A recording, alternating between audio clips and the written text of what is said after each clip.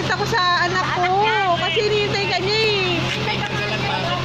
Ay, yung truck naman ang binibidyo ko eh. Hinihintay kasi ni CJ eh. Hinihintay niya kasi gusto niya makita nakaangat.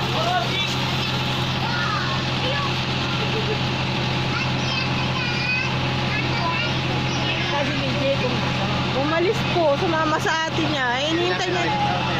Magliliman na. Hindi mo sakay natin siya dyan.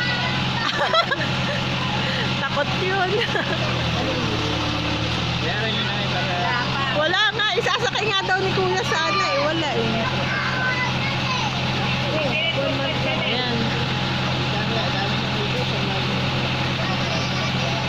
Opo. Wala si kuya eh. Kaya lang ba? Ay, hindi natin ba?